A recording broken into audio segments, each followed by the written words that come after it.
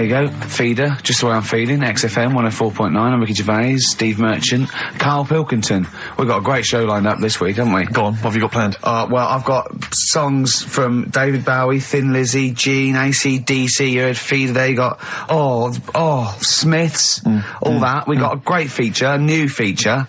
Spoke to Karl in the week, and we worked out a new feature where, people are gonna give him sort of like problems to solve. There could be scenarios, there could be management scenarios at work, you know, problem solving, things like that, organising things. He's a very good organiser. So I'll tell you what happened. He's dropping Do We Need Him because he's getting fed up with scientists. He thinks there's a conspiracy and they're getting together and they're never going to lose an animal. Right. So he's just fed up with that.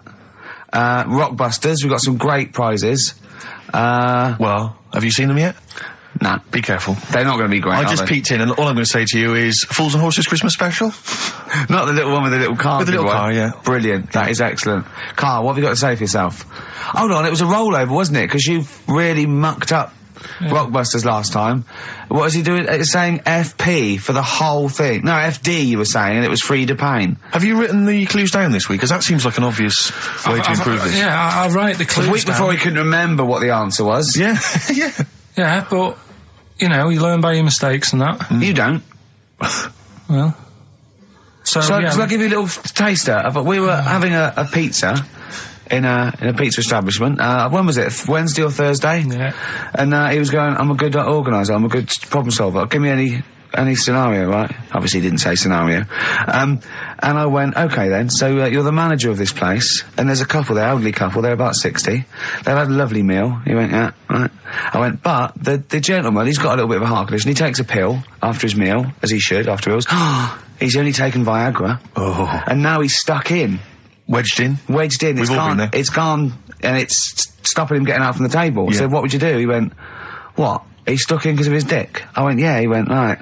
He said, I'd use the situation, I'd make cash. I said, you're not going anywhere, do you want a pudding? Entrepreneurial, yeah. I like it, Karl. And he went, so that's that sorted, I've got the job on that. Next, I went, okay. You won't believe it. Next day, there's a little problem in the toilets. Two gay men were having sex and they got stuck in each other. Yeah. He went, right. I'd say, is it the same fella as yesterday with the Viagra? If so, why was he let in again? He was on the door. Yeah. I went, it's not. It's too different. He goes, right. Does his wife know he's cheating on him? Yeah. He went, right, I'd go down. I'd go, and then he went, I'd say this isn't a restaurant problem, call an ambulance. Strictly speaking, not a restaurant problem, no. But am I right? Huh? Am I right? Well, I don't know.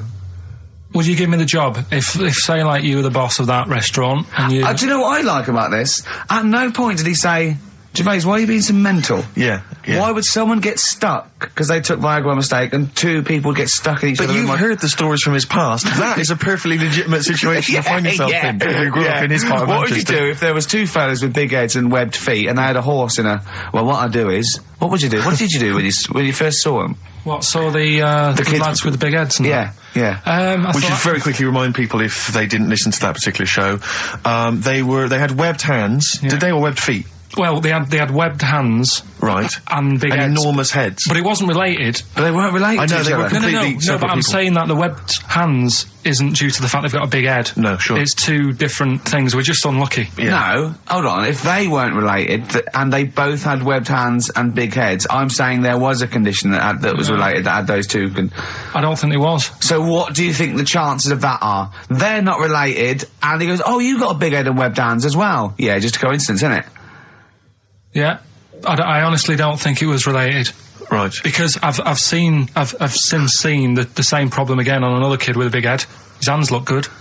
Right, so do you think the big head is just a separate issue? Yeah, it's a totally different illness. It's like having a headache and a cold at the same time. Right, so not always connected. But the weird thing is, right, looking around in the week at weird stuff on the internet, there's this woman who's got a big head.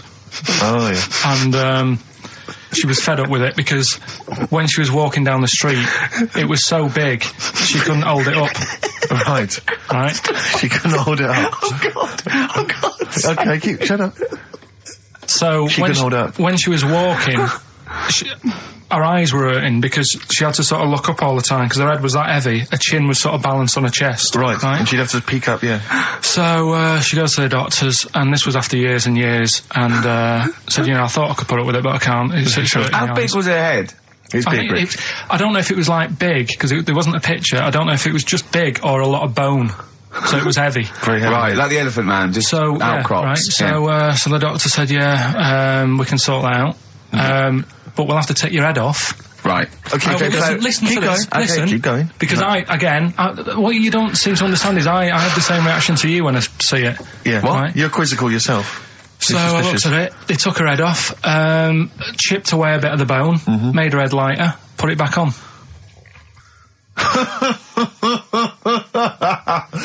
Right, play the Smiths. They took a woman's head off. Yeah, this is asked by the Smiths.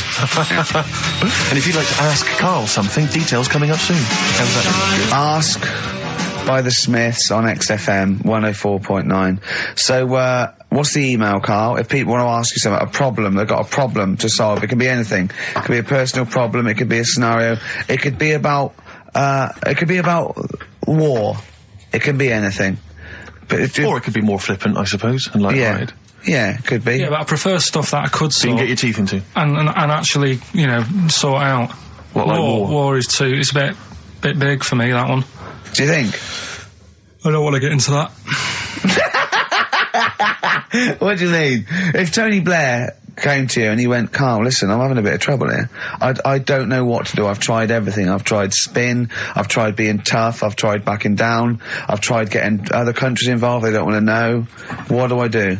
What do I do? I don't know. You don't know? Tricky one. It's a tricky one, yeah. I don't worry about it. If it's going to happen, it's going to happen, isn't it? Yeah. Do you know what I mean? Yeah. Just get in the bath, put a mattress on top of you.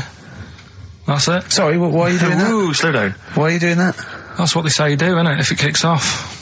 If what kicks off? If there's a war and that, you get in the bath, put a mattress on top. Right. Did they do that in the Second World War for 6 years? Was that making bunk beds? That's just what I read somewhere. Yeah. Is the bath full of water? No.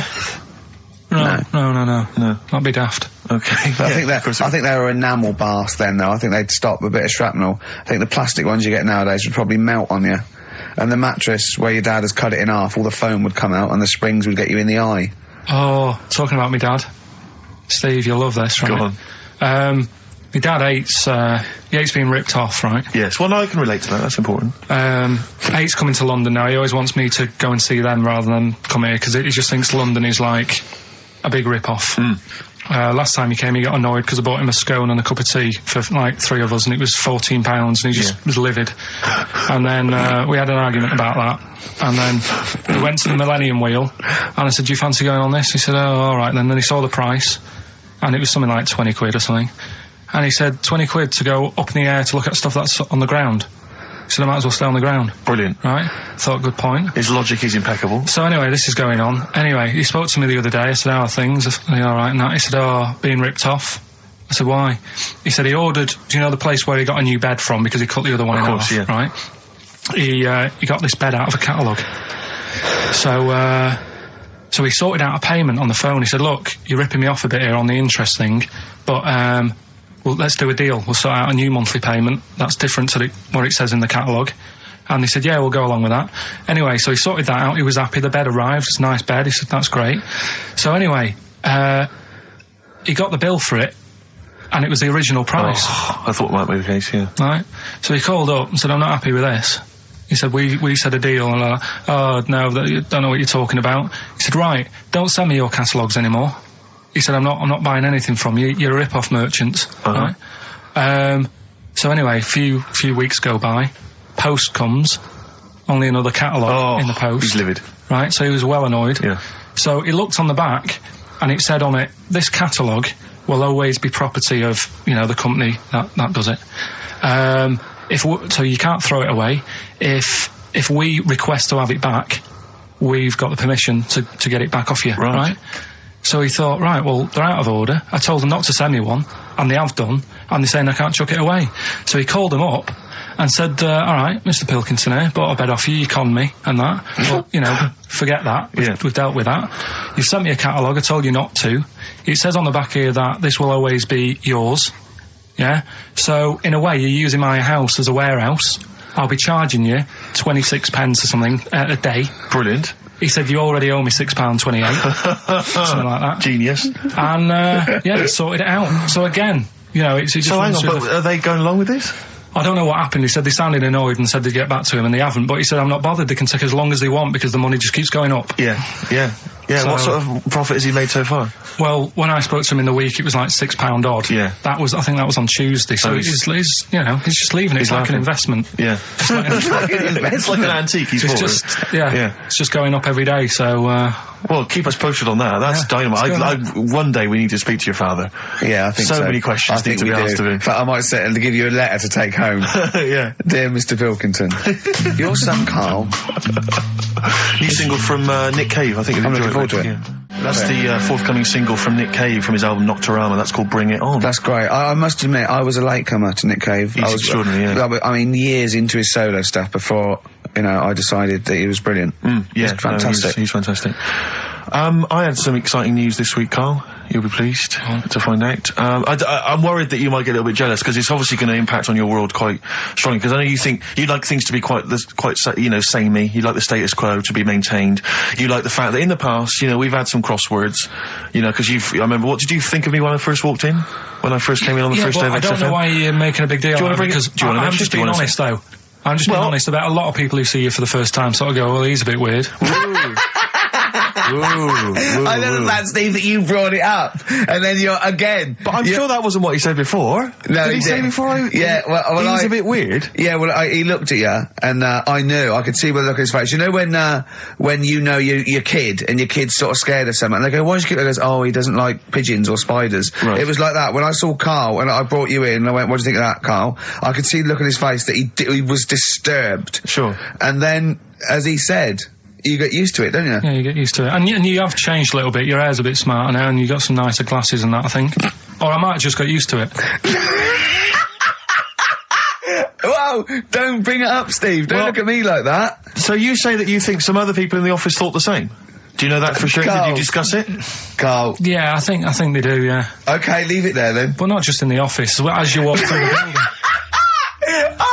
It's worse than you ever thought. Well, no, it's not worse than I ever thought, because as you well know, Ricky Gervais, what did I do on Thursday morning? Oh, is this the thing, for those that perhaps are not of the female persuasion listening, there's a magazine. Apparently it sells quite well. It's one of the sort of female, kind of issues magazines. I think it's called Company Magazine. It's like your sort of, I guess it's a bit like your Moore or your Vanity Fair or whatever. Anyway, they run every year the 50 most eligible bachelors in Great Britain section. Ding dong, hello. Who's in there this year? In the 50, in the top 50 of the entire country. And then they vote, and they put them in order and see who's the most eligible bachelor. But that's 50 people, right? It always annoys me slightly because bachelor, it kind of seems like a more sophisticated word for loser. Yeah, no. Which always sort of unnerves me slightly. And also they try and do a different 50 every year, so they're getting pretty desperate to get different ones. No, because also a lot of people who are sort of like successful, are married, so there's very little to... No, there's a huge... I don't know if this is international. It could even be international. I'm not sure, actually. So I could be up there with the likes of Justin Timberlake, etc. So, Fred Durst... Yeah, that sort of person, So anyway, this is what's exciting, right? Although I'm slightly frustrated because they were telling me that last year, because what happens is the readers of the magazine, they vote for who they think is number one most eligible bachelor, right? Last year, the prize was a 2-week trip in the Bahamas. Okay, this year. I'm rather annoyed because all I'm going to win is a moped. That's the prize this year. That's the prize this year, a moped. Whoa, backtrack. What? Sorry? Last year was a 2-week trip to Bahamas, and this year just a moped. All I'm going to get is a moped. All you're going to win is a moped. Yeah, you've got no chance. You've got no chance. Who else is in it? Well, I mean, I don't know lots of them of people you'd never heard of. I know Duncan from Blue. Ding. So you're second to him at least already. I imagine you're going to come behind the other 49. Because there'll be people voting for me. They get to vote for me. Yeah, Steve. They'll see my photo and then they can vote for me. Yeah, according to Heat, I was 22nd most sexy man in the world. I better take that helmet back. I would. AC/DC. Brilliant. You shook me all night long on XFM 104.9. Well, this show is a rocking. It is. Ricky Gervais, Steve Merchant, Karl Pilkington. I came up with a new, strand for Karl as well. He's always got, we've done, I don't think there's a week gone where we haven't mentioned an airy kid. A hairy child, you're right. Yeah. and something related to a monkey and that. And I thought you could do a regular thing where he's got to come up with a story about an ape or a monkey, and it's called Chimpanzee That. Of course. I have got one, but I can't remember it at the moment, so I'll just have to It'll come to you whenever you've joined the show. Well, listen, while you're thinking like that, while you're stewing on that, here's a problem that someone's emailed in. We're taking emails today. If you've got a problem, a concern, or, you know, just a general query that you think Karl could answer for you. It could be about anything. It could be about some of the big kind of philosophical questions. It could be you know, something to do with war or famine, anything like that. Or it could just be a personal dilemma, you know, something that's happening locally. Anyway, this seems one that I think you and your father have probably come across this sort of dilemma in the past. And I'd be interested to know what your take is on it. Let me see, this is from Lee Matthews by the look of it. He says, he lives in a suburban area where the local teenagers also live on the same road, and they're running riot. They're smashing wing mirrors off the cars, they're crashing into parked cars on their skateboards, and they're just generally making mayhem, you know, night and day. What can he do to stop this going on? The parents of the kids don't seem to give a damn. Anyone who complains to them, they just say, oh, piss off. You know, the police are useless because they never catch them in the actual act of violence, which is what they got to do to apparently convict them. So they don't know who to turn to, really.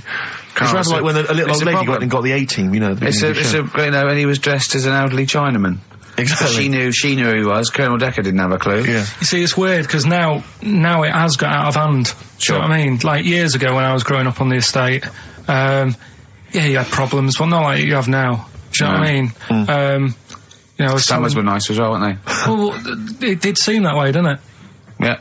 Right, and police are getting shorter and younger. But you yourself kind of admitted in the past that you were something of a tearaway. You didn't do anything like these kids here. The thing is, I was scared that if I got caught doing it, my dad would go mad. Yes. And I remember smashing a car window by accident and legging it in the lounge and sort of pretending to go asleep on the settee. Right? Genius. And I heard a knock at the door. He chloroformed himself just to be unconscious when his dad came home. And there was a knock on the door, and I thought, oh God, this is a fella who saw me. I was chucking a stone in the air, seeing how high I could throw it. Of course you were. Did it keep landing on your head? That would explain a lot. And it came down. Chucking a stone in the air, love it. To see how far I could throw brilliant. it. So, you know, I wasn't bothering anyone. Did you invent that game? Right, Did you get the stone for your birthday? Go and play with your stone. He gave one to Suzanne. Karl, go and play with your stone. The thing is, right, and it came down at a funny angle, and of course it did. It ate the back of this car, and the back window is the most expensive because it has that heating thing in it, in case you got a frosty window. Yeah. So I thought, oh God.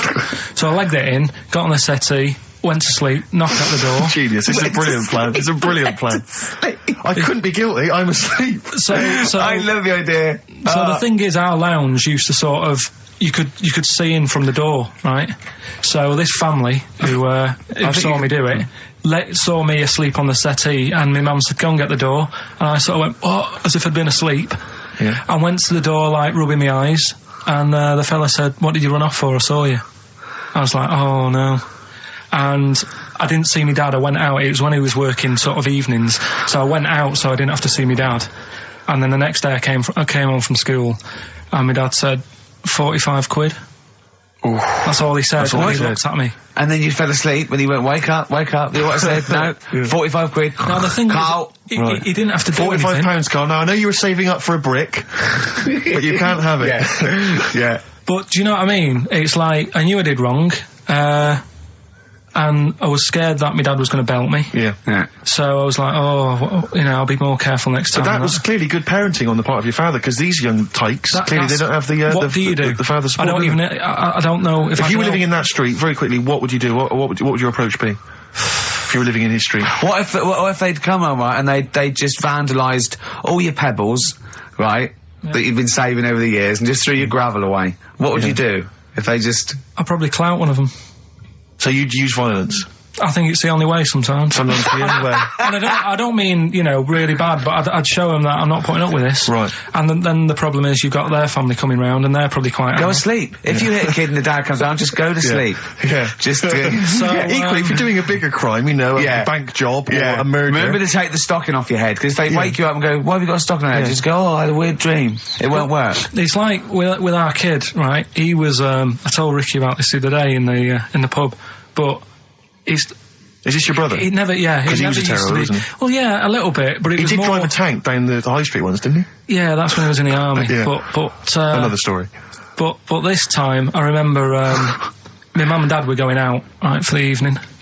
And, I must have been about, I don't know, 5, so our Mark was like, I don't know, probably 18, something like that, 16, 17, 18.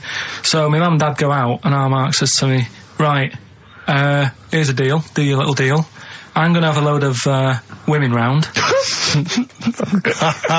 Right, deal is, I'll let you have your tractor in the house. Wow, he had a tank, you had a tractor. but his brother didn't have the rocks that Karl had. No. So he needed the tractor to put his toys along. What kind of a man was he? He brought a bunch of women round? So, yeah, there was loads of... But do you know when you're a kid, you don't think, oh, I know what they're up to. You're not bothered, are you? Do you know what I mean? As long as I've got my tractor, I'm happy. Yeah. So I was... He hasn't changed a bit. But how many women did he have? Was it just him and, like, a bunch of women? Yeah. Was it like... What's his name? What's his name? Looked like Nedwell from Confessions. Yeah. Confessions of an older brother. They all just came around and He liked his women. Seriously, right, my mum and dad had to move because they got sick of women coming round saying, I've got a kid and it's your Mark's. They had to move because it got that in Bath. You know, did you hear, when you were playing on your tractor and there was women running back and forth in underwear, did you ever hear this noise? Did you ever hear that? Or kind of wow, wow, wow, wow. Wow, wow, wow, wow. And just see your brother's arse disappearing down the thing being chased by a butcher. Did you ever... It's not important, is it? Is that what it's going to be like, do you think, when I'm voted #1 most eligible bachelor in Great Britain? Yeah, and you come in on your moped. I mean, no, am I going to get a tractor? Chewing brakes, painkiller. Open brackets, summer rain, close brackets.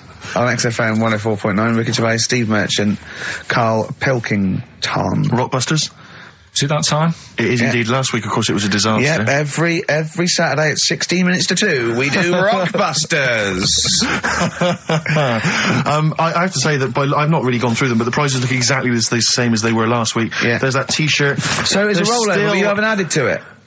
Have you not The added point of a anything to rollover it? is you've got to add to it. That's the excitement. Yeah, there's a couple of albums that were... Okay, well, there's also the Fools and Horses video with the free... I don't think... I'm bloody jealous of that. I like that little yellow thing. It's a little, there's a little kind of model three-wheeled van. Rodney, you plonker. Oh, dear. What's that? This is what looks to be some kind of best-of the stereo MCs. Don't call me a plonker, you wanker. The David Attenborough DVD collection. Oh, Unc shit himself again. Oh, yeah, the big prize that we tried to give away.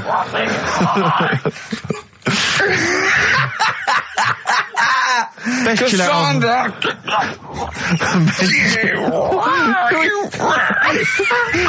Who is that supposed to be an impression of? Which member of the cast is that? Oh! Is that Cheeky Dell?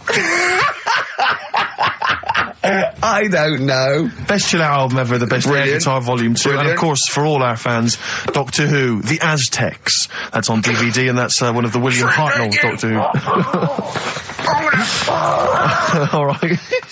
That's the worst impression I've ever heard. That's brilliant.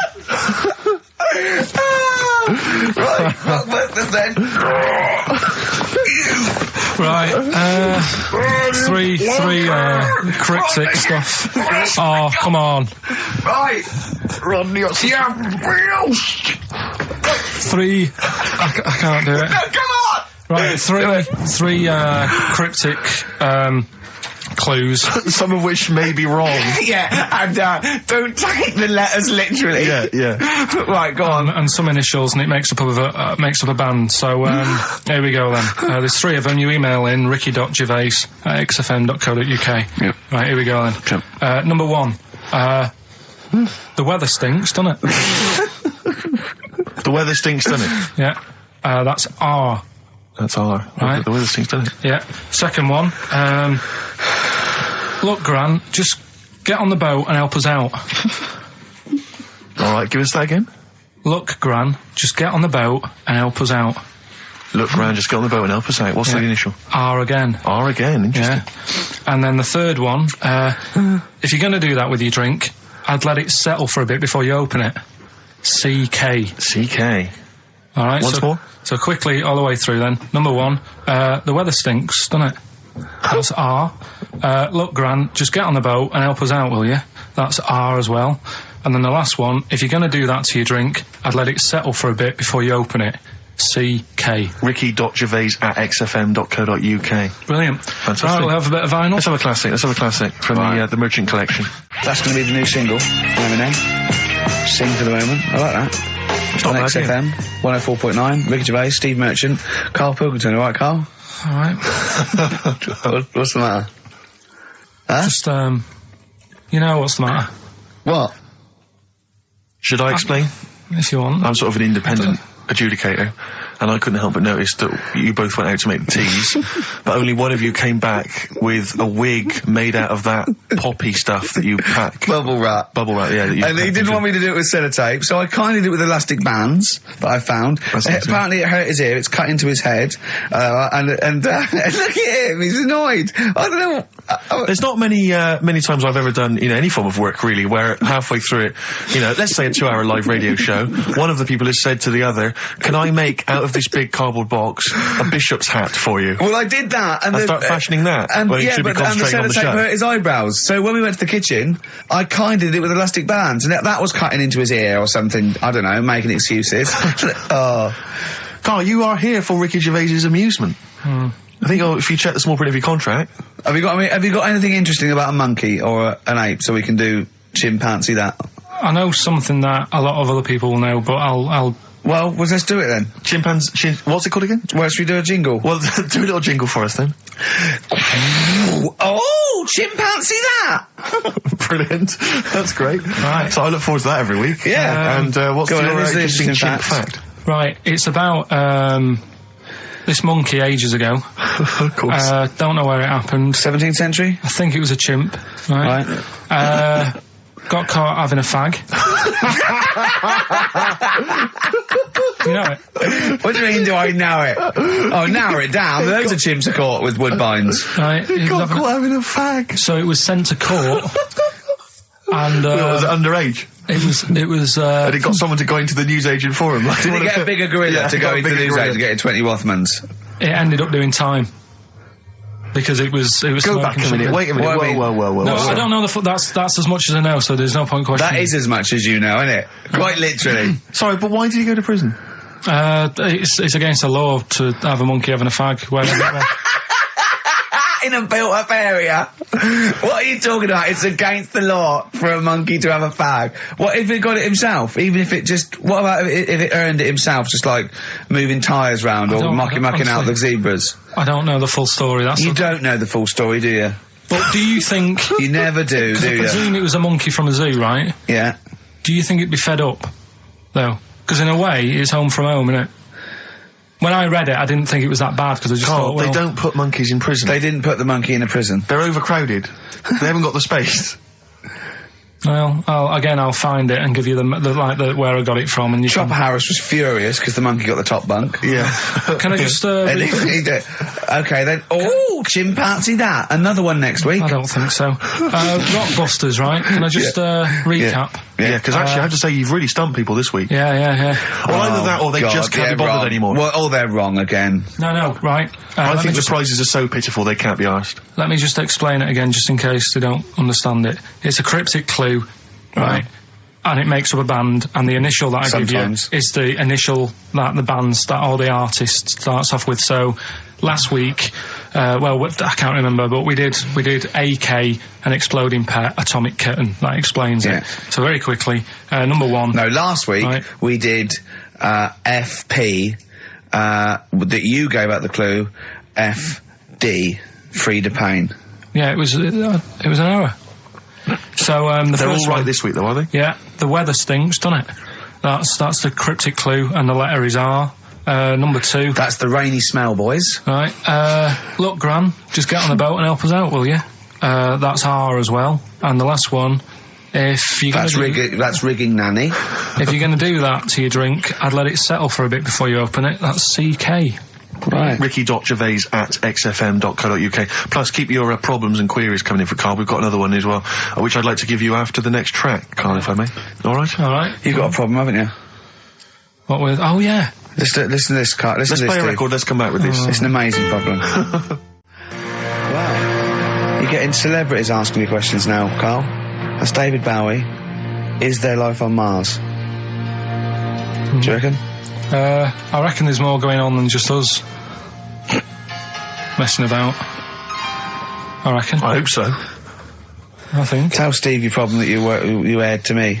Well, do you know how, like, I'm always thinking about stuff when I'm washing up? I'm just going to look at Steve for the reaction when this question comes out. Okay. There's been a few things I've been thinking about. Do you know, like, how I tried to confuse a computer by putting in Y in a search engine? Yeah. So, along the lines of that, I was thinking in the week, if you put a chameleon on a mirror, what would happen? Right. And also, this is a bit of a bigger issue. We're always making more and more stuff, right, in the world. You know, big buildings, big planes, big boats and that. Will we ever get to a point where all this is too heavy for the world to handle? Right, what error has he made there, Steve? What physical, scientific error has he made there with that question? I can't begin to explain it. Carl, we're not getting the rocks from other planets. It's already here. It's like having a big pile of books in a room and then moving them over to the other side of the room and build a thing going, oh, can the room take it? I'm building a lot of things out of these books. What about plastic? Where's that come from? Other chemicals that existed on the planet. Yeah. Do you see the point? Hang on a minute, though. What about a little tree? You plant that as an acorn, it grows, Rick. That's bigger. That's more stuff. Yeah. Don't listen to him, Carl. He's patronising you. What about acorns and that, though? Right. They grow from minerals and proteins already in our atmosphere or in our the mass of Earth. What about a cat, Carl? Right, you get it. It's a very tiny kitten, but it grows up and it's bigger. Carl, he's doing it on purpose. Elephants. They're very small to begin with, but they get bigger and bigger and bigger, and so they get heavier and heavier. Mind you, dinosaurs have gone. You know, but you...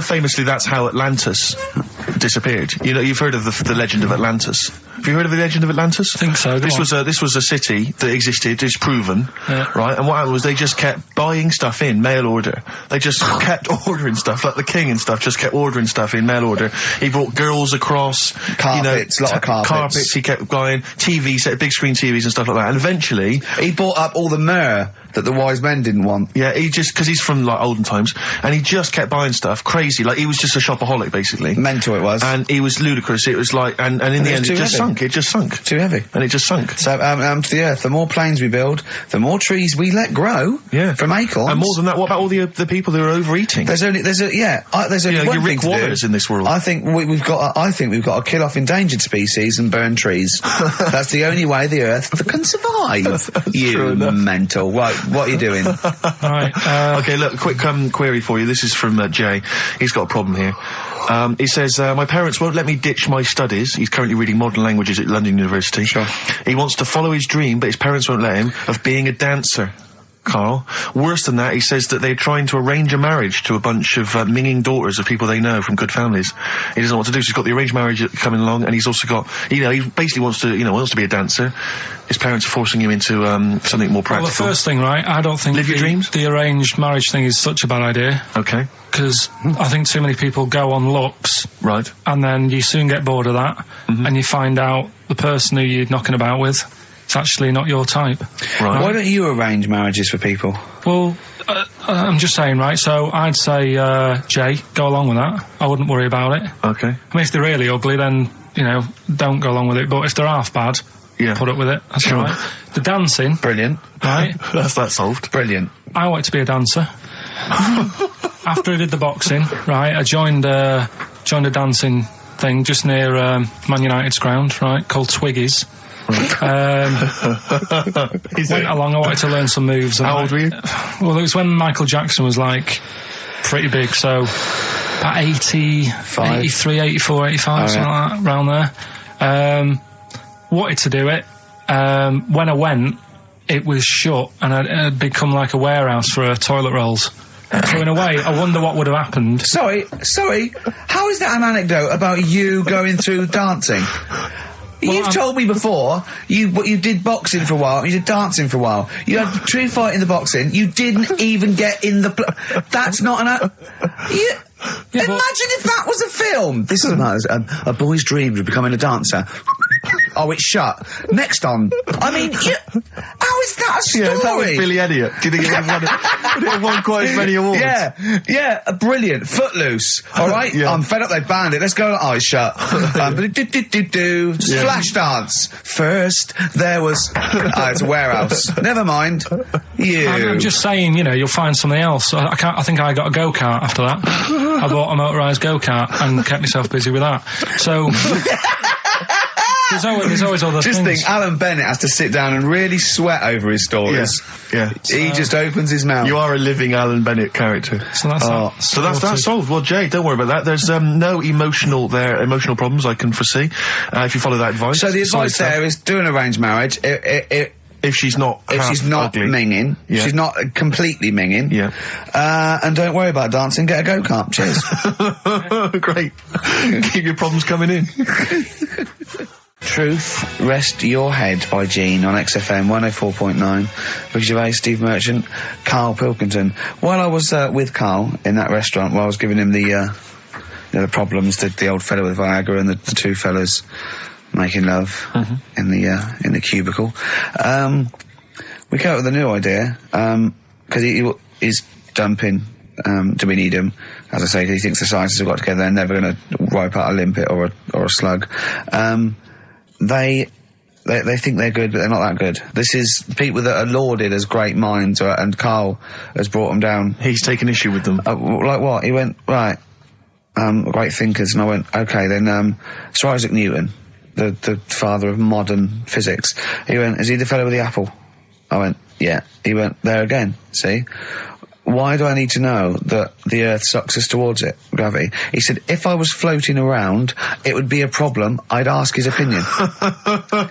I went, what about Einstein? He went, again, I've never needed, and this is what he said, I've never needed MC squared in my life. The fella who invented the video, I watch one a day. You know what I mean, though?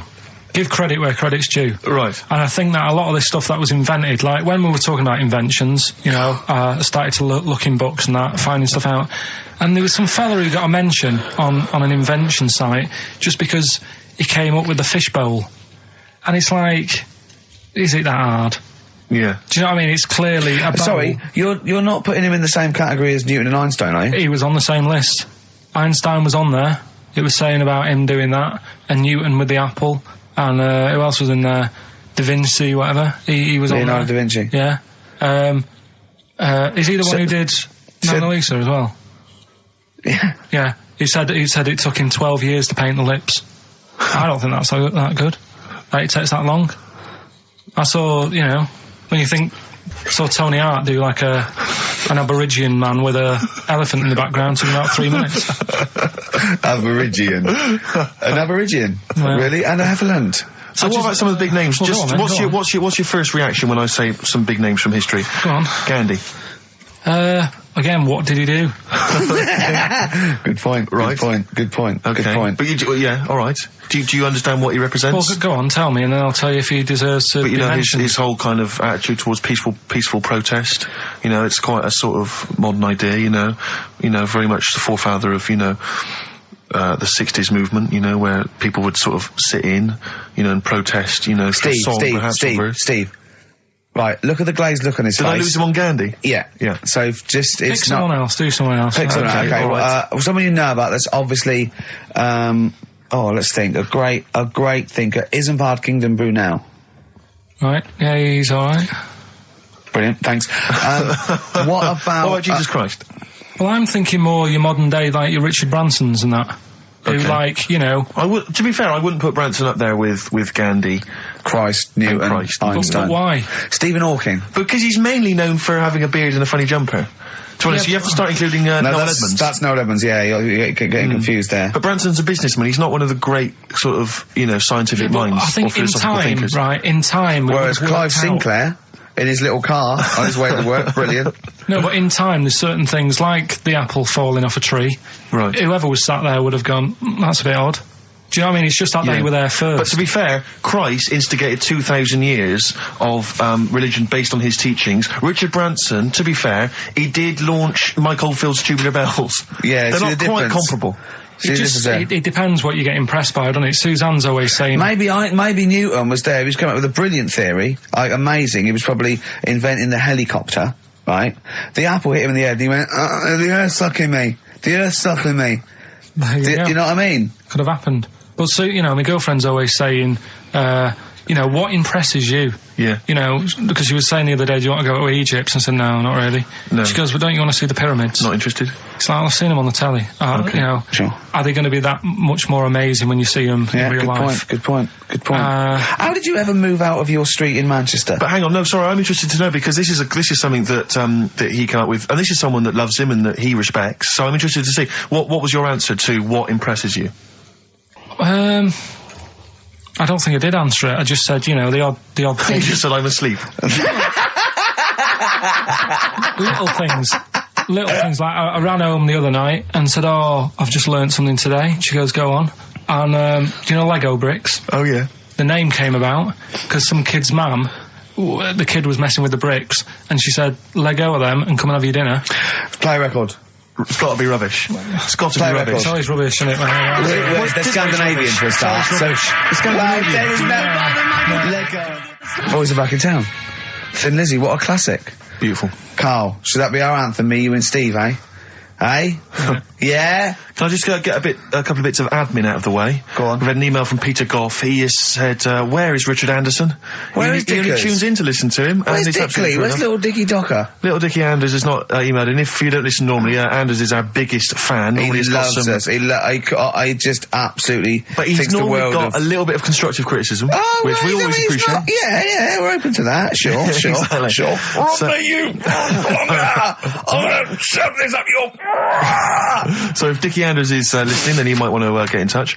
Also, dear Ricky, I've developed a bit of a fetish for the way you say winners in your hit sitcom The Office. I'm trying to get my fiancé to say it, but he hasn't quite mastered it yet. Anyway, we're getting married in Las Vegas in a couple of weeks' time. Could you please say winners on air as a sort of wedding present? It's becoming one of the most popular requests at weddings now, me saying winners. So, winners. There's a few I didn't get in.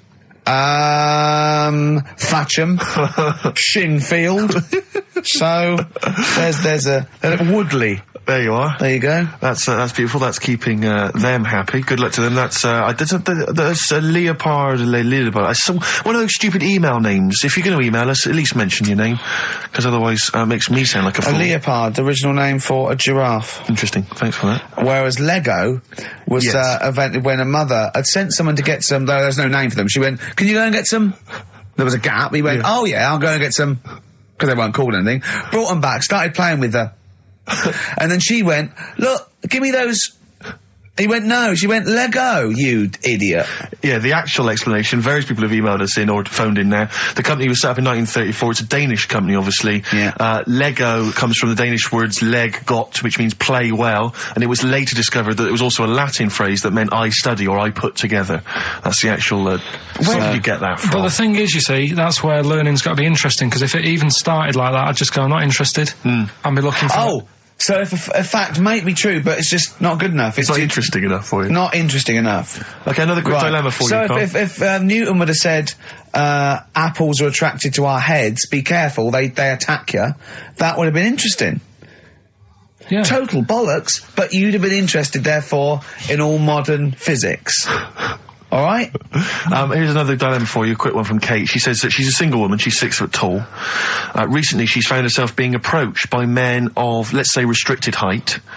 And she's not desperate, but is it ever acceptable in her, she wants to know now, is it ever acceptable for a taller lady to go out with a person of restricted growth?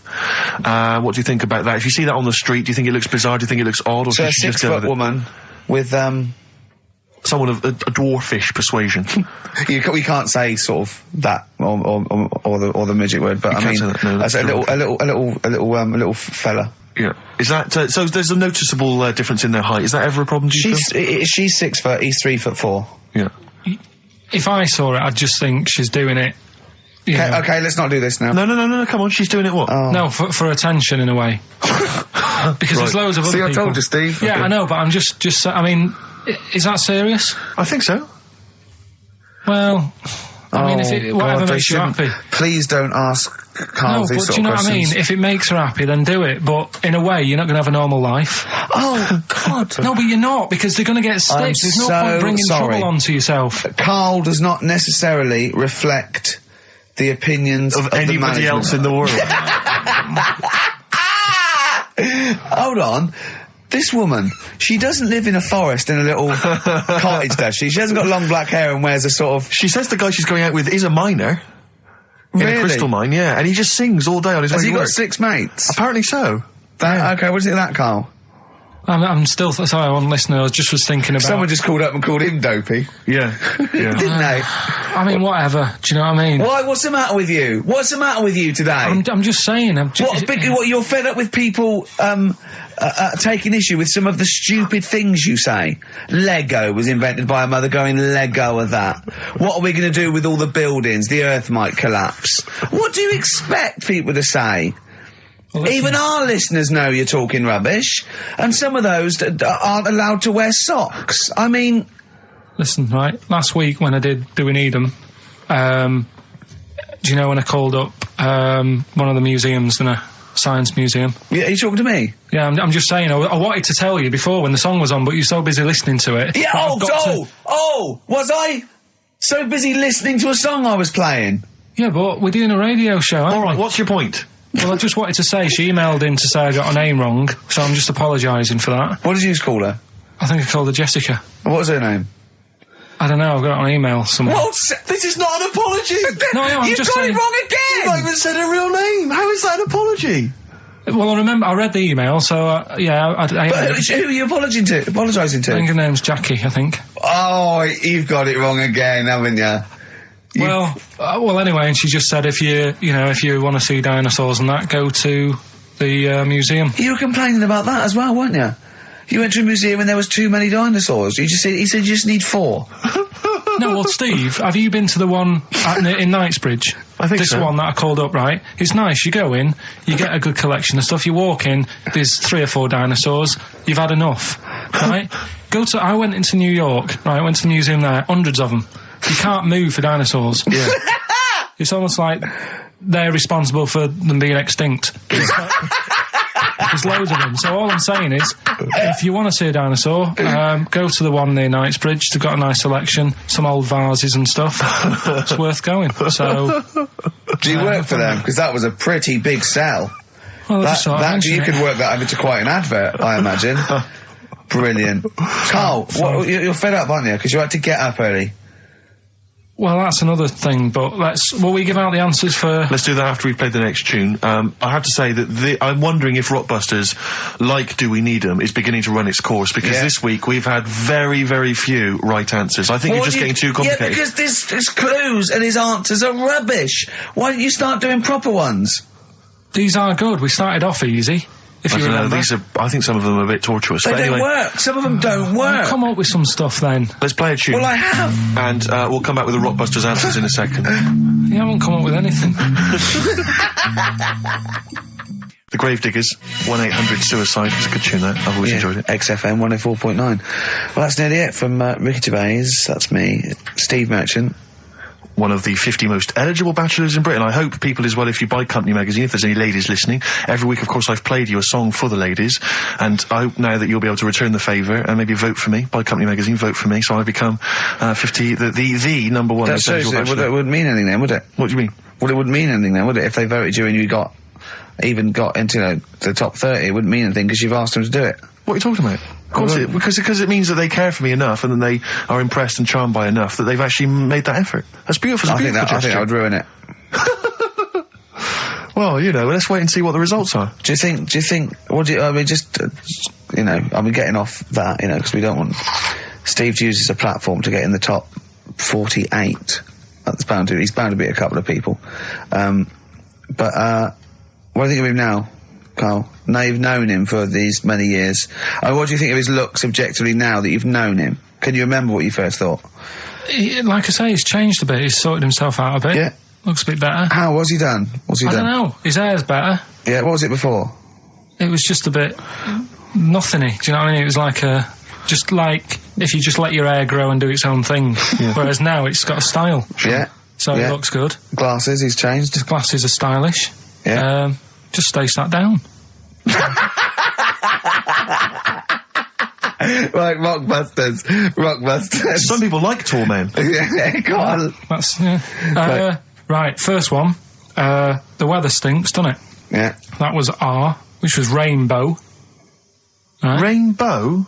Like rain is the weather, and it smells like body odour. Body odour. No, it's B-O. It's B-O, that's B-O. B-O. Well, yeah, but you've got to play... It's not pronounced bow, and it's not spelt bow. Who calls it bow? Everyone knows it's B-O. What, you don't care? You don't care that doesn't work? Well, they got it, so again, as long as one person got it, Carl. Getting it. One person got it. Of all the emails, one person got it. Second one, look, Gran, just get on the boat, will you, and help us out. Go on. That was R. That was a Ronan, right? Ronan, who's Ronan? Ronan. Who's Ronan? Ronan Keating. But he's known as Ronan Keating. No, it's not. No, it's not anymore, though. He's gone on his own, hasn't he? He's just known as Ronan. No, he's not. No, he's not. It's Ronan Keating. He's always been known as Ronan Keating. All right. So that doesn't work like that. Go on. Third one. Next. If you're going to do that to your drink, I'd let it settle for a little bit before you open it. That was CK. What? Shake a can. Shake a can. If you're going to shake, you can. This is the worst competition ever. So it's Chaka. Have you got? It's Chaka. It's Chaka. It's Chaka Khan. Shake a can. No, Chaka Khan. What you got? Chaka can might have worked. To throw a can. Who got all three right then? Well, because basically what happened was people just emailed in 3 guesses. We're stopping and this. The guesses that were right came from Mandy Thompson in Hendon. That's ruined that, frankly. Well, that's run that into the ground. That's doing Eden ruined. No, we can't just bin everything on 1 week. I don't think we're going to get that. Oh, they're not as good as they think they are, because you only picked on Newton Einstein. You don't know anyone else. You don't know who Gandhi is. Chimpanzee that. You've run out of I did like the jingle for that, though. Oh, chimpanzee that! That was a great jingle. Yeah. But sadly, we won't be able to use that again. So who's won anyway? Well, it was Mandy Thompson I mentioned, but as I say, she guessed, so I mean, she can have the prizes, she's welcome to them. But, I think we should knock it on the head, Carl. Maybe you should come up with something new. No, I think it's still got a few weeks in it. I think we should take some time off. Well. Yeah. What about, like, the foreseeable future? Don't know. Song for the lovers. Do you want to just... A song for the ladies. Listen, I think it's maybe the March issue of Company Magazine. Buy that. Top 50 most eligible people. There's probably an address or a phone number to call. And here's another song for the ladies, maybe just to charm you further. Tom the Model by Beth Gibbons and Rustin Man. Carl, say goodbye and say it nicely, like you're happy. See you later. Oh, is that the best you can do? I would like to apologise for my son's behaviour. He is a filthy little who's been a most of his life and treats me like a So, Doris Stokes, right, is dressed like a dominatrix, right, and she's dripping hot wax onto the naked torso of Arthur Millard. Yeah, of course he is. Right, and he in turn is being pleasured, right, by Dusty Springfield. Oh, Dusty Springfield's not dead. What? You twat. Dusty Springfield's not dead. Yes, she is. No, she isn't. She is! Of course she's not! She's dead, of course she's dead! Of course she's not dead! Who am I thinking of? I don't know! Dusty Springfield's alive and well! And playing with Arthur Millard. No, she's not dead! Oh, God. Well, excellent. Oh. It was going so well, wasn't it? Oh. I like the bit up until then, though. Yeah. I like the idea of her and Millard. Well, that's all true. In a farm. We can't do that anyway, still. See, you can't do that on the radio, talking about that sort of thing. I think I'll tell you what, though, if we're going to pick on a dead person, why pick Doris Stokes? I don't know. The one dead person you don't pick. I know. God. I'll have to convince her she's dead. But even in real life, she'd harness the powers of the dark side, so we don't really want her to get on our, She liked the dark side. Getting on our That was her backs. favourite. She's getting on our backs. Don't get me started on that. Oh, goodness me, it's just nothing but innuendo and libel. I don't believe It's it. libel. Play record, We're in Mace. trouble We're now. in trouble. Oh, God. You should have picked someone like Scylla, who is dead. Muff Shandy says turn it up. Earplugs are gay. Earplugs are gay. Hear what I say now. Earplugs are gay. Get them out the way now. Feel the need to make them bleed. My brain needs noise to speak. Mother. The new single by Muff Shandy. Earplugs are gay. And the bloke with the gimp mask and the umbrella said, Doris, I'm not doing that. Gervais, we're leaving it. Go on, sorry. I was talking to my parents on the phone the other day, and I started swearing, and I've never done this before, and it's a terrible thing, because I've crossed this barrier now, across this line, which previously, for 23 odd years, I'd managed to sort of stay the right side of. Yeah. I'm talking to my mum, and she mentions to me that I'm going to lose a lot of money. I don't want to go into it, but I'm going to lose a lot of money. And she told me how much. It was £5,000 I think. She went, I went, effing hell. Obviously, I said the real thing, effing hell. She just stopped, she just went, pardon me? And I thought, what have I done? I thought, I can't explain myself, because she didn't know that I knew those words. So I just said, well, that's a lot of money. That got you out of it. That got me out of it. Yeah, But do you know what I mean? That crossing that step. Yeah. It's quite a terrible thing. It's like, I look forward to the day when I can bring a girl home and say, look, I do know about sex. And twat. No, you can't. But, when I was a kid and I first went to senior school, I started to learn all these swear words that I didn't know. Of course you can say the word twat. Right. You're not meant to. I started learning all these swear words, and I went home and I started using the word twat. I just thought it was a slightly stronger version of twit. Yeah, yeah. It's a bit tougher for some reason. Yeah. And so I used to go around saying that, and I'd go, my sister would say, stop ruining my Lego, and I'd go, you twat. Yeah. And, make your bed, Steve, no, you twat. I'd say to my mum, right? And I didn't realise what it meant. Right. And my dad, right, he didn't really know much about swear words, so he started using it as well. He started going, oh, you twat, Steve. And, do you want to clean the bath? No, you twat. And we just started using it all the time, right? Yeah. So then, at school, Mark Johnson told me what it meant, Yeah. right? Obviously, I'm stunned. I'm thinking, I can't go around calling my mum a twat. Yeah. So I just stopped using it. Yeah. Like that, just stopped using it. But I didn't have the guts to tell my dad what it meant. Oh, no. So he carries on using it, and to this day, we were driving along, he'll say, to my mum, Elaine, watch where you're going, you twat, you great big twat. I just want to say to him, Dad, don't say that to my mum, because she knows what it means. Oh, no, But really? She's not going to say to him, Oh, God. Ron, would you stop saying that word, because... Yeah. Same thing happened to me. My dad still says fouch. Does he? Yeah. Oh, felching, talking of that, right, it's Doris Stokes. Yeah. She's got this huge... 4 sailors and a big bucket and like a weight. Well, that's it, Steve. Is it? It's the news now. Then we're out of here. Yeah? Yeah. Well, we've had a few laughs, a few tears. Yeah, I don't go on about it. XFM 104.9, Ricky Gervais. Gervais, I've just thought of a great game. All right. Emma, who helps us out here, she's just brought in a couple of beers for us. Yeah. All right. And I know you We're have going to drink them after the show because I do not drive the desk and drink. Absolutely. Yeah. Anyway, okay, don't pick it up. Okay, right. Because the thing is, there's a picture, all right, on the bottle, which I don't think you've seen it yet, have No. you? Right, and I guarantee if I turn this bottle round, you're going to start... Yeah, this is good radio, isn't it? You're going to start laughing when you see this picture. Right. Now, before I turn it around, right, hopefully you will laugh spontaneously. Yeah. It's a new competition, all right? You can fax us in pictures. You can send pictures in the post, all right? Yeah. Any picture which I can then, during the show, hold up and show to Gervais. If he laughs spontaneously, you'll win a gift. You'll win a prize. That's a great competition, Isn't Gervais. it? And great radio. And great radio. They'll be laughing at the picture at home, won't they? Exactly. They'll be going, no wonder he laughed. Look at that. Well, all right, there's simple things like that which don't work. But the point is... The point is, right... Anyway, You'll still try, okay. Let's test it. He's going to turn this little chubby pint of beer around, whatever it is. Just calm yourself. Okay, all right. Don't want you to... Hurry up, I want to drink it. You ready? Yeah.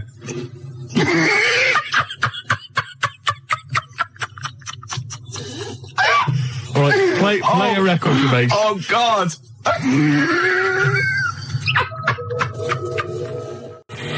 Blur and Tracy Jacks from 1965 there. Hey. Cheeky little monkeys. Well, I think we've established ourselves there now, Gervais, As radio gods. As radio gods. Yeah. We've come up with possibly the most enjoyable radio game in the history of all things. Basically, what we want you to do is send in pictures, drawings... Is it as good as this? Gervais, put it away.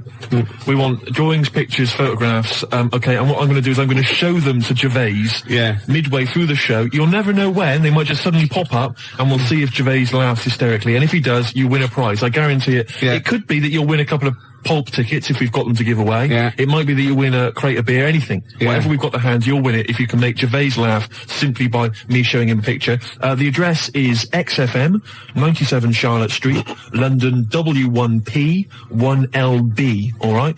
And you can fax us, of course, 0171 580 1234. I must warn them that I really have been desensitised now because I sit opposite you. Well, exactly. I mean, do you know how hideous and, like, ridiculous they've got to be to make me laugh? The pictures have got to be pretty odd. Yeah. The address, XFM, 97 Charlotte Street, London W1P 1LB. Apart from bad lyrics as well, I like it when pop stars and marketing managers of record companies try and get clever with their titles for albums and stuff. Remember Wet Wet Wet, Popped In, Sold Out?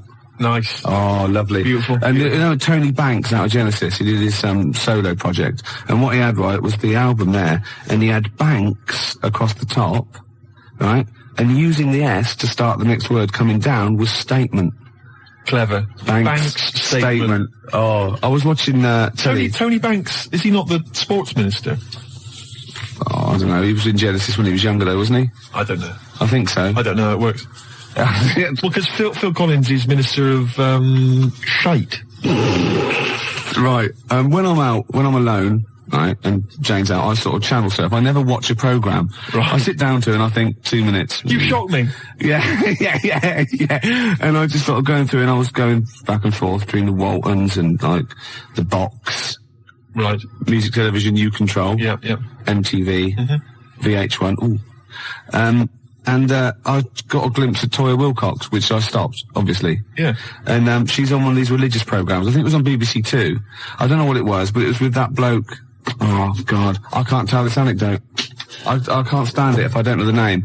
It's sort of like a Jeremy Paxman type thing. You know, he went to university, he was going to be a serious journalist. He wanted to be K.A.D., but he settled for Les Dennis.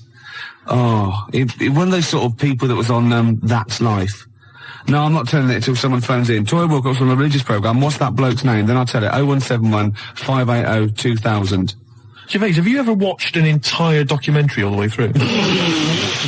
You don't know one, don't you? Beautiful. You don't look. Now, New Order's your favourite band of all time, isn't it? Yes, that's right. Paul Wright called. It was John Stapleton. Oh, was it? It was one of those, you know what I mean? It was sort of like the Paul Heine, Kieran, what is it, Prendeville, and Chris Sale, all that sort of type of thing, you know what I mean? Right, so, and this was on BBC Two. And it's always one of those people, you're sitting with people and they go, oh, I went to university with him. I know. And they suddenly realise it's not a proud thing, you know. I know. Oh, and they just go quiet. It's never impressive, is it? It's never Prince. No, exactly. Or, I don't know, somebody really great and groovy. Yeah. It's never, I don't know, say Rick Astley. And then you start realising that you're around someone's house and they go, and he comes on, you just don't say anything. Yeah. And then someone goes, didn't you go? No. No, I thought I did. It was the other one. It was Chris Sale. Did you go to anybody, school with anybody famous? Michael Jackson.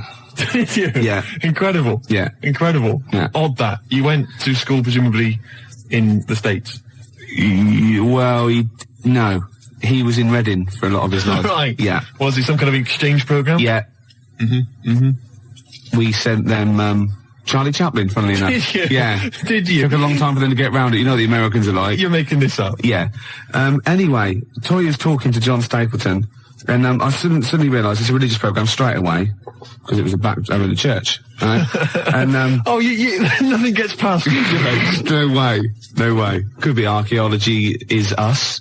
So wait a minute, whoa. So people, Toya's on some religious programme. It's not worth it. John Stapleton. Yeah. Okay. And I'm just flicked through and I went, hold on, it's Toya. And he goes, it was very spiritual. She went, yes. And I realised she was talking about a wedding. She was going, it was very, very spiritual indeed. And he said, but no hymns. She went, no, we had silence instead. Silence instead. So now we will do silence number 3. It's 4.5 minutes long, so keep your gob shut. Right? And I think, oh, what is she talking about? He went, She went, people are scared of, that was Chris Eubank. Right? She said, people are scared of silence. Yeah. And then she said, the thing is, during silence, there's a lot of unconscious thought. What? You thought that you don't know you're thinking? He said, it was 3.5 minutes. I didn't think a thing during that. I better plug into my unconscious to find out what exactly I was standing up for 3 minutes. Going, who's the women in the hats? What are we doing here? What a load of pretentious twaddle that is. Well, I've never liked Toyah. I've never liked her. Oh, she's alright. That's all the more reason to hate her. No, I don't hate her. All those people that I just mentioned, they don't come close to Lenny Henry. I saw another bit of him doing his stand-up in America. Oh, God, it's so nauseating. He's got another series, apparently. Does anyone like Lenny Henry?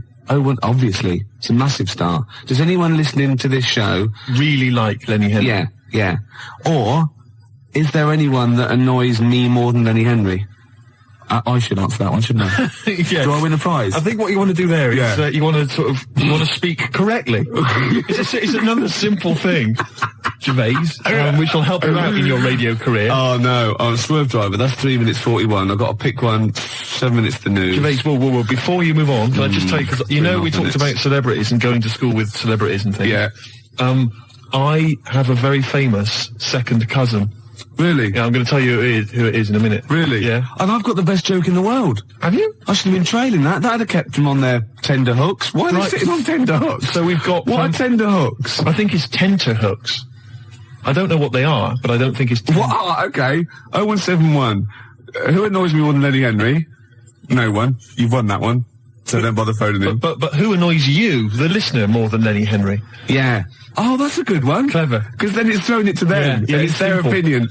Oh! Simple thing. Excellent. I noticed again you didn't bother to give the whole phone number. What did I say? You actually just said 0171.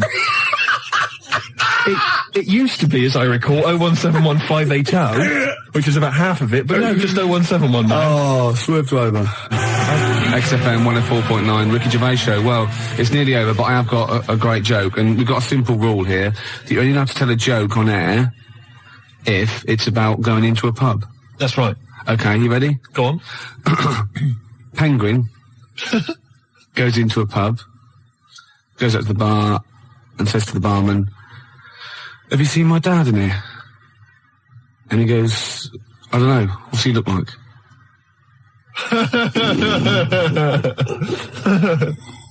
Yeah, no, it's not bad. It's alright. It's alright. I had a similar one about something going into a pub. I think it was a turd and a wig, but I can't remember what the punchline is. If anyone knows, 01715802000, something about a turd and a wig.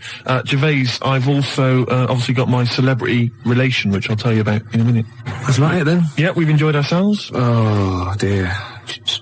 Bald character, once drummer for Genesis, is more annoying. Who's lost this for? Smoked fish. Oh, what? What's this, Emma? That is what tenterhooks are. Oh, what are they? Oh, tenterhooks are what? It's what smoked fish are hung from. Excellent. And bald character, he's more annoying than Lenny Henry. Okay. Once drummer for Genesis, well, that's Phil Collins. You can't say that. Of course you can. I can say Phil Collins is more. It's a matter of opinion, isn't it? Yeah, but he said that on the phone. He said, "Please don't say that. It's a bit mean." Phil Collins is a deeply boring man. Anybody can say that. I won't say who it is who said it then. Okay. We've got out of it, haven't we? Joe Pasquale is less funny. Ooh, yeah, okay. Who's that? I mean, the point is that you can say that Phil Collins is a bold, boring man in the same way you can say Andy Peters is a raging...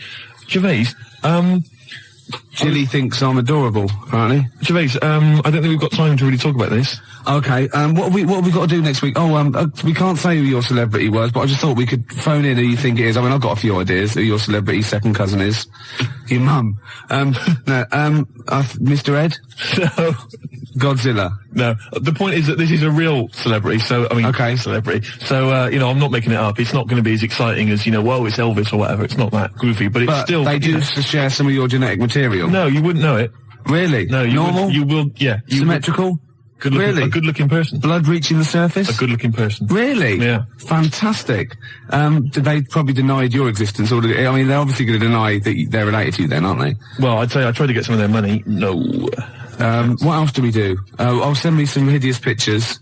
Yeah, I'll just give the address again. XFM, 97 Charlotte Street, London, W1P. I've got to go to the pub. 4 o'clock again. Yeah. One computer's not working. Is it not? No, this all sounds funny. What's that one? Is that the one I listen to? Just press a few buttons. No, put it on there. Oh, got desktop. I don't know. I don't know what these do. Is your mic working? Sorry, I got a bit of a cold. Oh God, I had a big list of things to talk about as well. Did you? Yeah. No. Rocket from the Crypt. Oh, it's a good start. On a Rope, which is appropriate because we've got a little Gravediggers track to play later, haven't we? Oh, yeah. Called Suicide. It's one of my favourite tracks, Gervais, by the Gravediggers, but it has got a bit of bad language. Well, that's okay because you've played it to me a couple of times, and I reckon I've got it off pat. Really? I'm going to be bleeping it out live. You're going to do a live bleep out? I should say, you know, we usually have a few beers and we get throughout the show, and I get steadily drunk, which is unprofessional. This saves me a time. Turned up pissed. You turned up drunk today? Yeah, so that's weird. I'll tell you what. Well, I'll be honest with you, Gervais. You know, normally if someone gets drunk, their speech begins to slur. Yeah. They talk rubbish. Yeah. No difference. No, with you. That's the beauty of it. Yeah. That's the beauty of being me. Yeah, exactly. You know what I mean? How drunk are you? I had a little bit of wine. Did you? Couple of glasses? It's a lovely. I might get a little bit melancholy. What about the little baby kangaroos have to crawl all at their mums? I help them. Got a fax here for you, Steve, actually. Oh, lovely. Good news. It's from Becky. She's listening to us in bed. She's been a bit lazy. She's been on holiday. And she wants me to dedicate a song to dedicate it to Skanky Steve, because he is an alien. And she's done a little picture of him, Slimy Steve. Isn't that lovely? And she wants me to play a Subterranean Homesick Sick Alien by Radiohead. And that's sweet. So people do think of you. Lovely. And I got one from Laura, as I used to, says to Steve, you still sound as stupid as ever, you asymmetrical, asexual, rabid, anemic, flea-ridden deformity. Oh, see, you have got people thinking of you. See? Yeah. I'd rather they didn't. Baby Bird, and if you'll be mine, then I'll be yours. And Baby Bird was actually in this week with Claire. Was lovely, he? Lovely man. Oh, Baby Bird was it at XFM? He's very nice. Is he? He's got a beak and funny little claws. Oh, Rick. I know, it made me laugh. It was oh, my God, we're desperate. Used to be an We're desperate men, Rick, if you've got to resort to that kind of I called him Baby Bird, and he went, I've never been called that before. Which is bizarre. But there's a band called Baby Bird. He's called Stephen. Can you go to turn that down next door? All the time to do a show. Music, aren't they? It's Emma, it's not on. That's insane. I can hear a throb from the other room. Yeah. Someone's got, this is insane, Gervais. It's like trying to host a radio show. Yeah. And now he's laughing. Yeah. Oh, well, anyway, it's all going to be. We're going to play a track that you've brought in. That's right. Go on, what is it? It's a fantastic tune by the Gravediggers, part of the Wu-Tang Clan rap collective, right? It's from their album. Not to be confused with the Wu-Tang Clan. That's a little shellfish. Yeah. That's into rap. Yeah, it swears a lot. Yeah, yeah, terrible, yeah. The track is... got a muscle posse. The track is beautiful. You've probably heard it on the dance floor, maybe in some indie club. Yeah. 1-800-SUICIDES. Yeah. Now, I would stress, Rick, it has got a bit of bad language. I know. I mean, I've listened to this twice, and I reckon I've got it off pat. I reckon I'm going to pull the fader down at just the right places and go, okay? Right, you're going to sort of bleep it out. And if it goes wrong, so what? You know, that's real. People have a problem with swearing. I don't. Do you? No. I'm doing it because it's rules, and, you know, the great thing about we want to stay on air because, you know, we take our job seriously. We do. And, you know, I think we're sorry, excuse my French, bloody good DJs. Well, I think you're absolutely right, Rick. Yeah. Let me shake your hand. Yeah, all right. There we are. Yeah, a good shaking of hand there. I love a bit of rap. That wasn't actually French. No. Was it? It's weird, that, isn't it? Pardon the French. People always say when they maybe say bollocks. Excuse my French, but le plume de ma tante. Hey, come on, language. We'll be learning a little bit of foreign language later. I've brought in Instant Yiddish by Fred Kogos. I've always wanted to learn Yiddish. Really? Yeah. Narishnek, foolishness. Some glick, some schlimmen, yeah, for better, for worse. So I'll teach you a little usage phrase like that, out of the old Instant Yiddish book. But first, what was this? Gravediggers. It's Gravediggers. They're keeping it real, they're keeping it raw, so there is a bit of bad language. Yeah, well, mine's raw. You've been keeping it raw? Yeah, of course I have. Right, I'm gonna have a go at this then. Alright. Right. Don't get nervous. No, don't, shut up. Right, I've got to play this. Shut up then. Don't put me off. I've got to concentrate. Bleep it out live. I will, yeah, shut up. Alright, is it going? Oi. Okay, take it calm. Take it calm. All right. Well done, Rick. No, it's very good. No worries.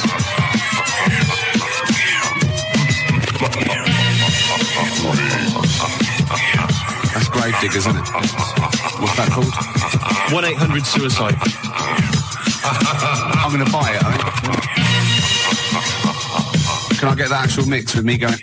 Yes, you can. Yeah. And that's for Steve Vox, who's listening in Reading. It's from Lee to him. And Steve is the president of the Geeks, Nerds and Losers Society, the GNL. Lee's the vice president. I got thrown out of that.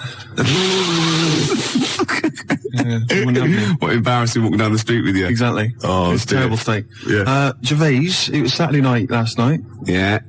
And I didn't get I didn't get to sleep until 6 in the morning. Ooh. Flatmates having a party. Yeah. Not invited? No. Next time though.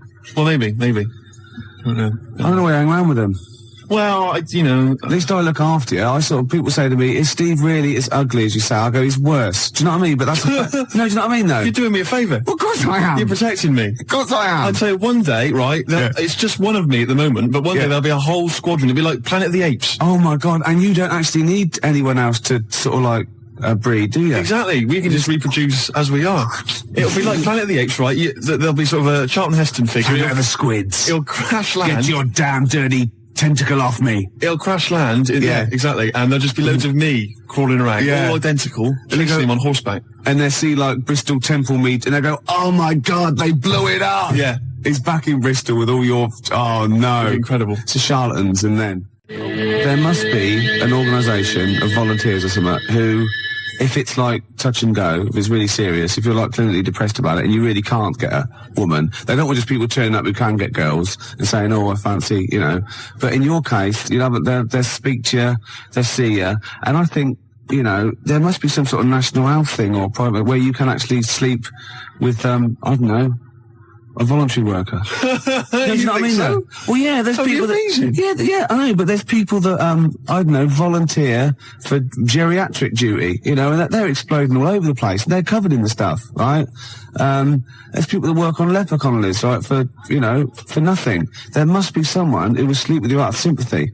You don't want that. Of course you don't. You don't want that, do you? Well, let's not be hasty, Rick. I mean, these people, especially if they need some sort of free publicity, you know, get a bit of, you know, sort of press and media attention. Yeah. I ought to sort of help to publicise their campaign, really. There's probably an organisation that go, you know, they go off to, like, strange climes and go on to, like, leper islands and that, and they work with them.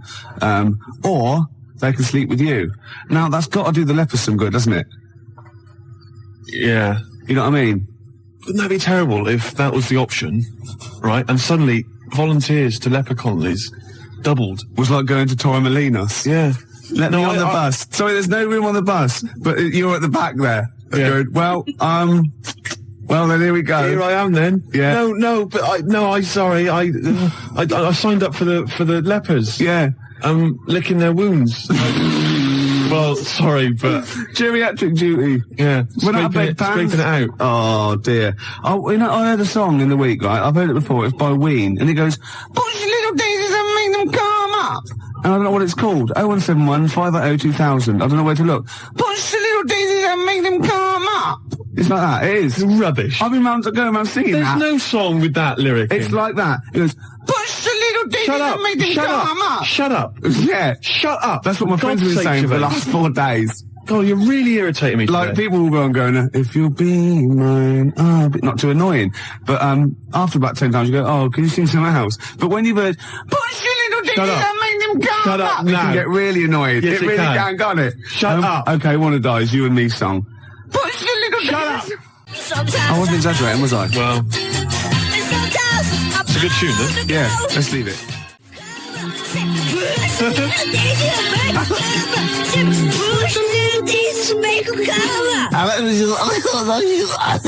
It's great. That's just gonna gag. I love that one. It's great, actually. Maybe we should play it again. Well, maybe later on. I'm not that mad about it. I like that. She's not quite as irritating as me. No, but then, who is? We were talking earlier about how hideous you, how you look, and you can't get a woman because you're quite nasty as well.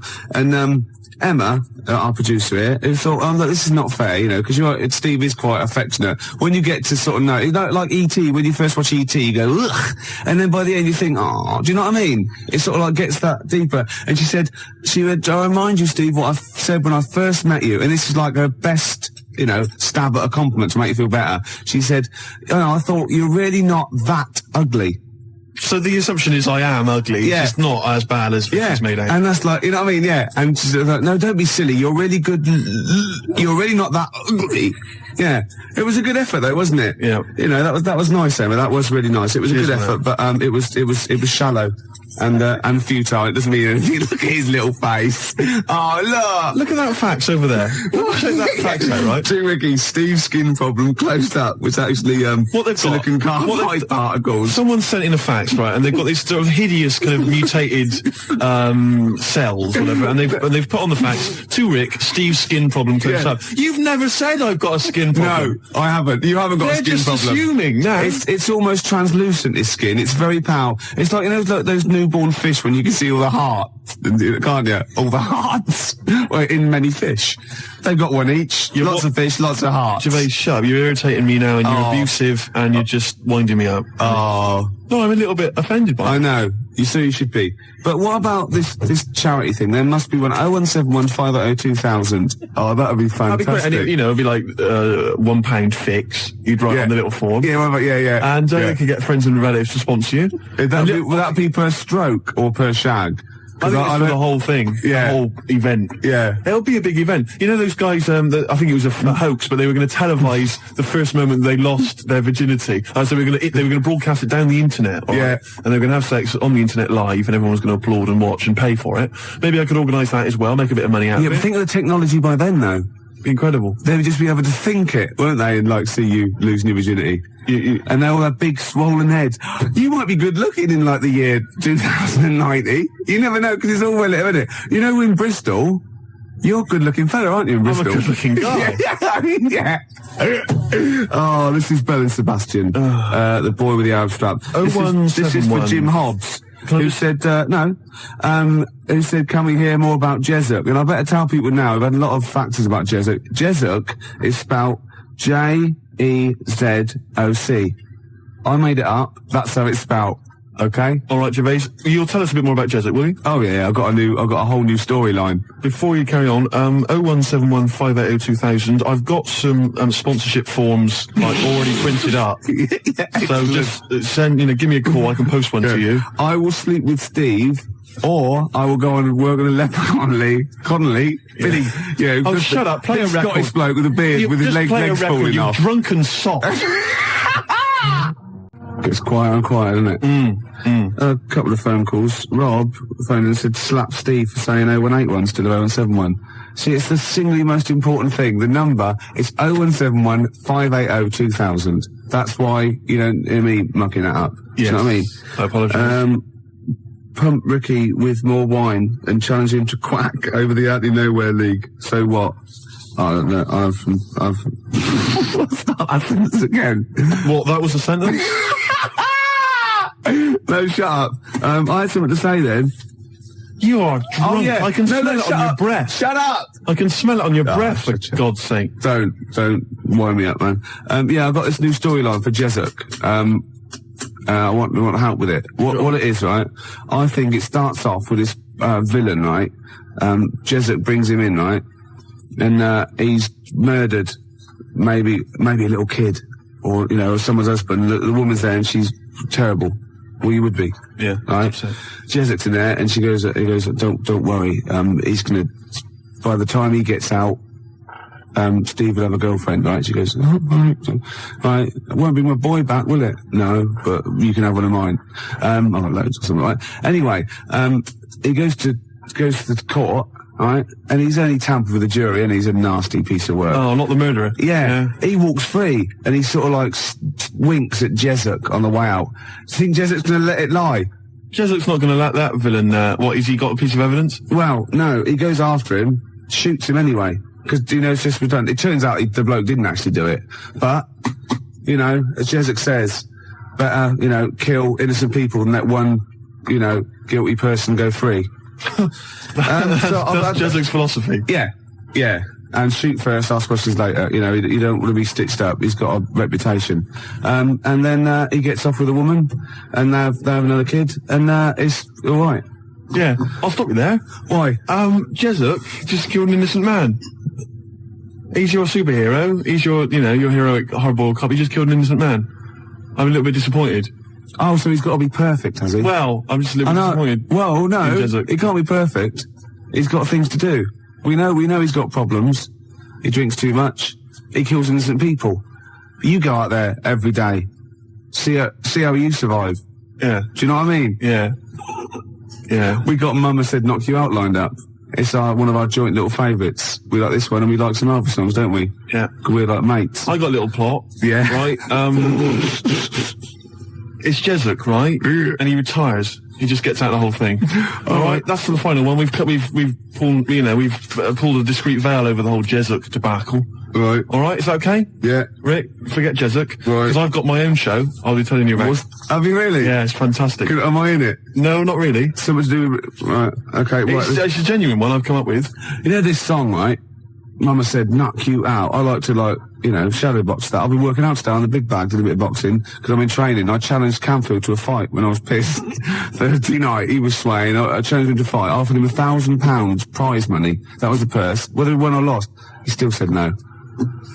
Well, he's a wuss. He's about 14 or something. Yeah, but he's about 6 foot. Yeah. Maybe he was scared of killing me. Yeah. Jesuk is not scared of that. Jesuk's gone. He's out of it. Okay. There might be a comeback special one day, but thank God he's gone. Let's work on it. Well, that's my challenge to Canfield. You know what I mean? Said knock you out. Yeah, I'm putting it out. I'm putting it out over the airs. Yeah, you're keeping it real. You know, Death Row, Puffy and all that, and Tupac, and that's like me and Canfield. Oh, that's a fantastic idea. I'm saying, come and get it, Canfield. I'm saying, I'm here, you know what I mean? That East Coast, West Coast rivalry we can recreate amongst DJs. Yeah. Steve Lamack, outside now, have you seen him? He's a weedy little dweeb. Yeah? Oh, fantastic. You can't actually say that, because, he's a nice guy, and... well, maybe so. Yeah, so you're gonna fight Lamack, I'm gonna fight Canfield. That'd be brilliant. Let's keep it within XFM. Crowley. Yeah. Remember he had a fight once at school, and his defence, lucky he had a hymn book on him, and he hit the bloke in the nose with the hymn book. So you don't mess with Crowley, because he's probably carrying, Bibles, hymn books. He's loaded, he's got some kind of religious paraphernalia with old parchment papers. Yeah, crucifixes. Paper cuts are the worst. Oh, nasty. Oh, imagine that, a little bit of papyrus across the eyelid. Oh, you don't want to mess with Crowley. No, I'm saying Canfield, come and get it, you know what I mean? He hangs out with his Deftones and all that lot, right? Yeah. You know what I mean? Should we just ask out? Who should we threaten out? Who else can we threaten out? Well, let's not go too mad. Well, what about Henry Rollins? Wow, I've made a mistake. I don't I've made an error there. There are a lot of people I could have chosen. Jarvis, for instance. I've gone straight to... A lot of people come before Henry Rollins, don't they? I was a fool. Some British heavyweight boxers, for example. Yeah. I'd rather fight than Henry Rollins. Before we carry on, because I'm going to tell you about my my TV idea in a minute, Rick, because this is an idea I've been working on, and it's serious. It's like, Jesuk's got a certain strength, a certain quality. Yeah. And I think you'll like this as well. But before we do that, I've been sent a picture. A picture's been faxed through. Oh, excellent. And it's a little challenge, as ever. Right. It's make Ricky laugh. If you laugh at the picture I've got here, Rick, then Martin in Crouch End, he wins... I thought we could give him... I like it already, Martin in Crouch End. I thought maybe we could give him the Baby Bird album. Why? Why do you mean it's mine? You haven't got one, so you go on in there. Well, I'll give that to him. But anyway, here's a picture. See what you think.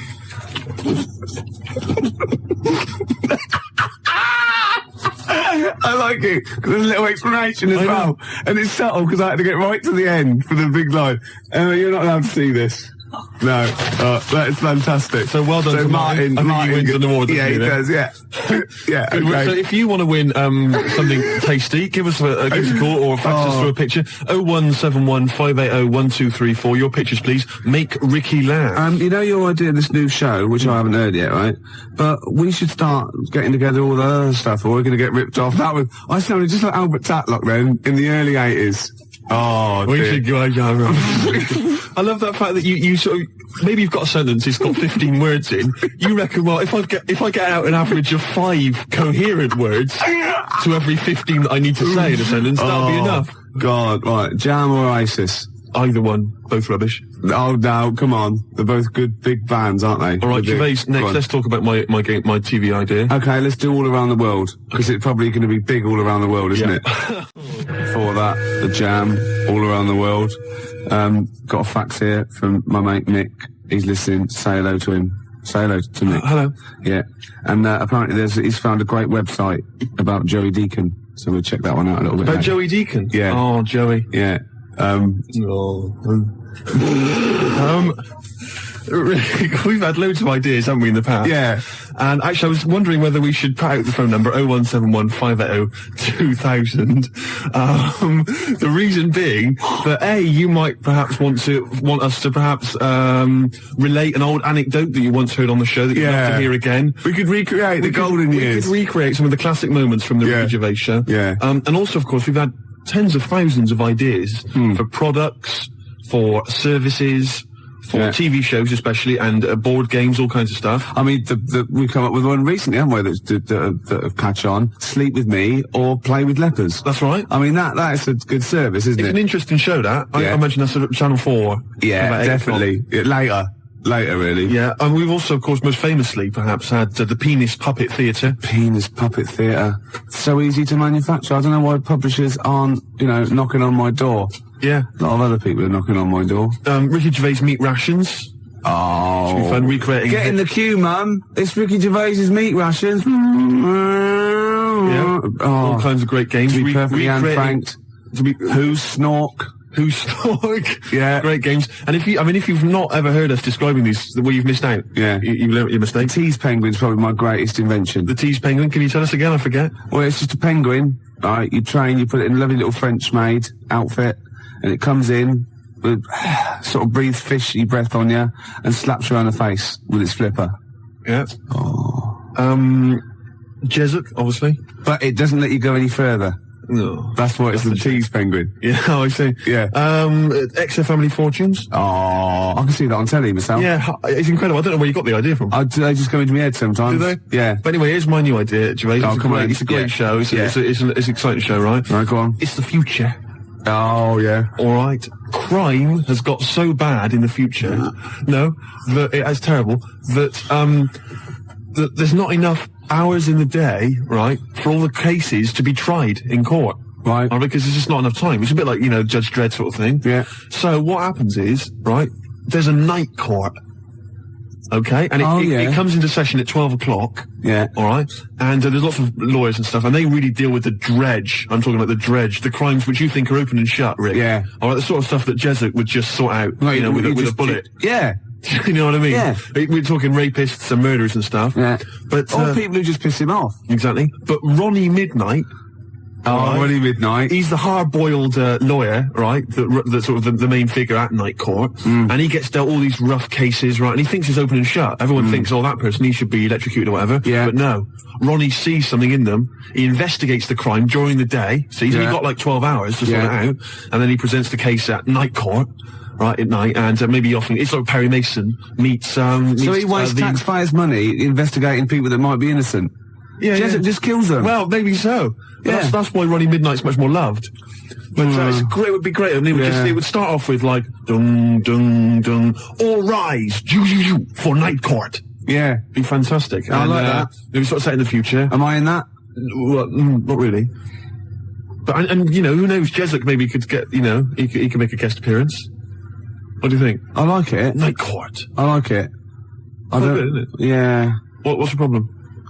This rubbish about all this taxpayers' money investigating whether they're actually, they're innocent. You're more of a Jesup kind of guy. Yeah. Just shoot first. Don't even ask questions. If his time's like, of the essence, why ask questions? You've done, what's the point? Yeah. He just like opening up old wounds, which is another favourite pastime of Jesup sometimes. And also a great idea. He loves opening up old wounds. A great idea for maybe a board game or a TV show. Old wounds. Fantastic. Oh, I'm going to work on this. Oh, and I've got Tip the Balance. I haven't even described that.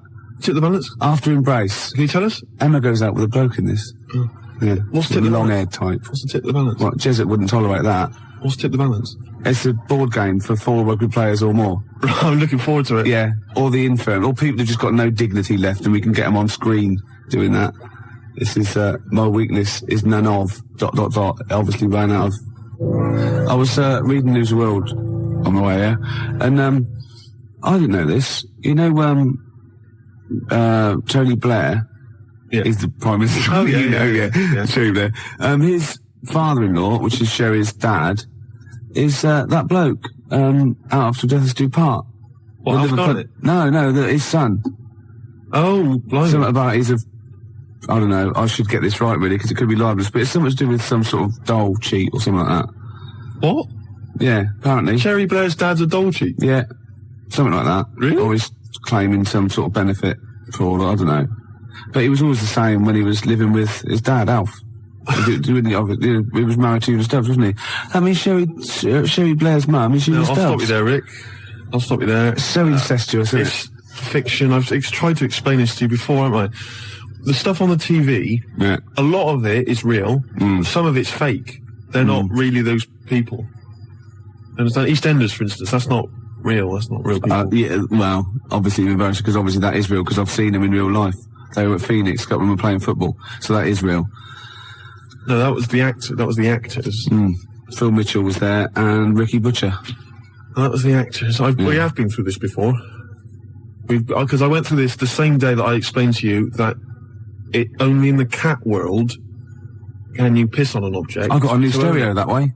They just get out of the shop, but it was too late. I got a new stereo, and it doesn't. It sort of shorts out, because I actually weed in one of the back of the speakers. Did you? Yeah, but it's mine. I've got to get that.